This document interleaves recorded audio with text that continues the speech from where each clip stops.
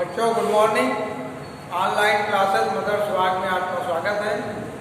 आज हम कक्षा 8 में विषय नागरिक शास्त्र अध्याय 3 इसमें हम आपको लघु प्रश्न लिखवाएंगे। आप देखिए, पहला लघु प्रश्न है, भारत के निकटतम पड़ोसियों के नाम लिखिए।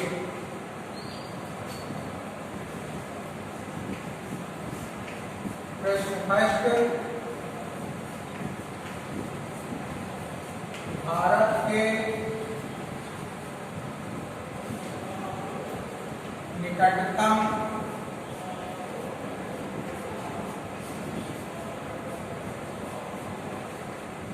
पड़ोसियों के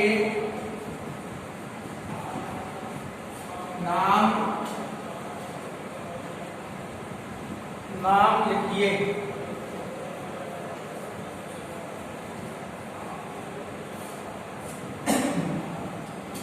आप लोगों को मालूम होगा कि भारत के जो पड़ोसी राज्य हैं, पड़ोसी देश हैं, वो है मालदीव हो गया, पाकिस्तान हो गया, श्रीलंका, चीन, नेपाल, भूटान, बांग्लादेश, अफगानिस्तान इत्यादि है जो है म्यांमार, ये सब भारत के निकटतम पड़ोसी देश हैं। और भारत सभी से जो है मित्रतापूर्ण संबंध बनाए रखना चाहता है। उसके बावजूद भी कुछ देश ऐसे हैं जो भारत की उन्नति और विकास से जलते हैं।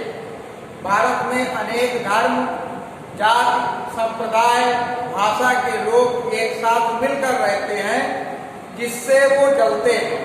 इसी कारण वह भारत से वैमनस्यता रखते हैं, यानी दुश्मनी रखते हैं कि भारत जो है विकास कर रहा है, आगे बढ़ रहा है, इतनी जनसंख्या, इतने अनेक प्रकार के धर्मों के लोग होने के बावजूद भी भारत विकास के पथ पर अग्रसर है।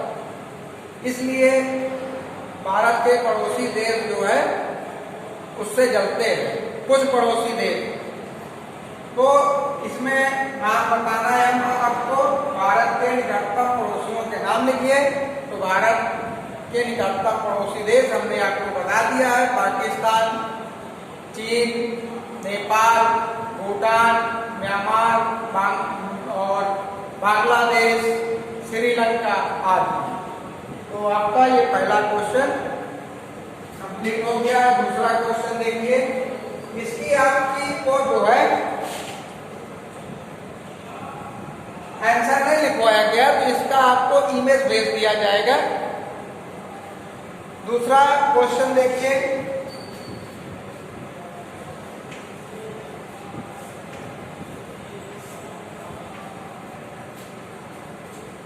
भारत द्वारा नेपाल को किन क्षेत्रों में वित्तीय एवं तकनीकी सहायता प्रदान की गई है? भारत द्वारा नेपाल को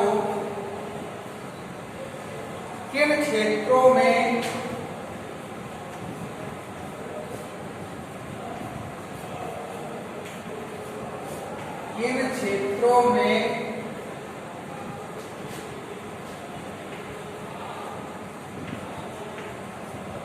वित्तीय एवं तकनीकी सहायता प्रदान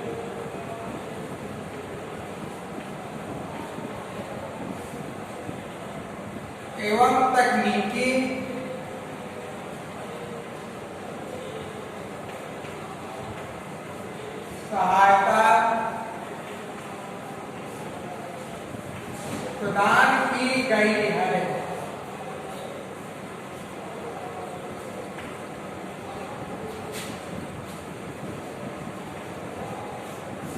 इसका आंसर हम आपको ओरली बताएंगे। दीर्घ क्वेश्चन है, टाइम बहुत ज्यादा लगता है, इसलिए हम आपको ओरली बता देंगे और इमेज आपको भेज दिया जाएगा। तो इसमें देखिए, भारत और नेपाल के बहुत पुराने और मैत्रीपूर्ण संबंध है। भारत हमेशा यही चाहता है कि भारत के जो पड़ोसी देश हैं वो भी विकास करें, वो भी आगे बढ़े जैसा भारत विकास कर रहा है, आगे बढ़ रहा है। भारत के पास जो तकनीकी है, जो वह आर्थिक सहायता दे सकता है, वह प्रत्येक देश को देने के लिए तत्पर रहता है। तो भारत ने नेपाल को उसकी सहायता के लिए अनेक परियोजनाएं का क्रियान्वयन किया जो नेपाल में चल रही हैं। भारत ने, जिसमें से भारत में अस्पताल एवं चिकित्सा महाविद्यालय तथा काठमांडू में आयात केंद्र सम्मिलित है। भारत ने संघ द्वारा नेपाल और भारत की सीमा में जो कर लगता था उसको भी नाम मात्र कर दिया है या बिल्कुल नहीं है कुछ चीजों पर। तो जो भारत तकनीकी सहायता नेपाल को दे रहा है या वित्तीय सहायता दे रहा है वह बहुत महत्वपूर्ण है और वह नेपाल को हमेशा वित्तीय और तकनीकी या आर्थिक सहायता देता रहेगा। तो हमारा दूसरा क्वेश्चन भी कंप्लीट हो गया।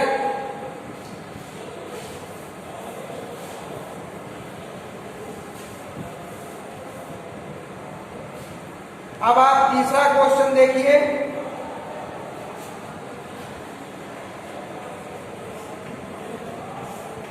प्रश्न थर्ड, कश्मीर समस्या का प्रारंभ कब और कैसे हुआ?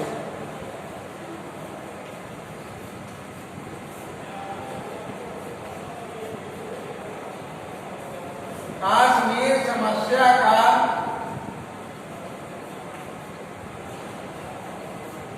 प्रारंभ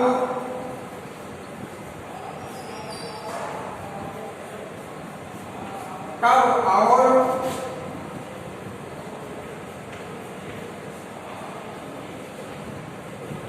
कैसे हुआ?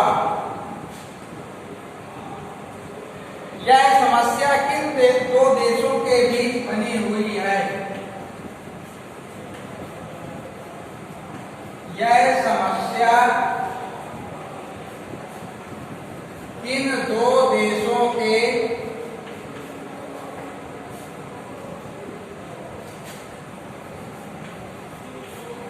बीच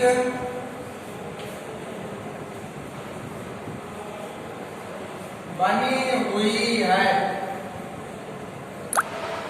देखिए, कश्मीर समस्या का उदय या प्रारंभ जब हमारे देश का बंटवारा हुआ, पाकिस्तान और हिंदुस्तान नाम से दो देश बनाए गए 1947 ईस्वी में। उस समय क्या था कि भारत में अनेक रियासतें थी जिनको यह कह दिया गया कि वह स्वेच्छा से अपनी इच्छा अनुसार चाहे पाकिस्तान में चली जाए मिल जाए या चाहे भारत में मिल जाए। जिनमें से अनेक रियासतों ने अपना विलय भारत में कर लिया। 3 रियासतें थी जिन्होंने भारत में विलय नहीं किया था, उनमें से जूनागढ़, हैदराबाद और जम्मू कश्मीर थे। जूनागढ़ और हैदराबाद को सरदार वल्लभ भाई पटेल ने इन प्रकार भारत में सम्मिलित कर लिया, लेकिन जम्मू कश्मीर शामिल नहीं हो रहा था। यहाँ के राजा हरि सिंह जी थे। तो जब यह शामिल नहीं हो रहा था तो पाकिस्तान के कुछ कबीलाइयों को पता चला कि ये भारत में सम्मिलित नहीं हो रहा है, तो पाकिस्तान की सहायता से कश्मीर पर आक्रमण कर दिया और उसका कुछ भाग उन्होंने अपने कब्जे में कर लिया, जिसे आज POK या गुलाम कश्मीर के नाम से जाना जाता है। उसके बाद वहाँ के राजा ने भारत से सहायता मांगी और अपनी रियासत यानी जम्मू कश्मीर का जो है विलय भारत में अपनी स्वेच्छा से कर दिया। जब उन्होंने भारत में विलय कर दिया तो भारत का कश्मीर अभिन्न अंग बन गया और भारतीय सेना ने वहाँ पर आक्रमण कर दिया, जिससे पाकिस्तान की सेना जो थी वो आगे नहीं बढ़ सकी और जहाँ पर वो लोग थे वो गुलाम कश्मीर हो गया, बन गया और जितना बचा था वो भारत में मिला लिया गया। और यह समस्या भारत और पाकिस्तान में के दो देशों के बीच बनी हुई है। That's all. ये आपका लघु प्रश्न आपके कंप्लीट हो गए हैं। हम आपको इसकी इमेज जो है व्हाट्सएप के जरिए भेज देंगे। आप इसको तब तक लिखिए और याद करिए। Thank you.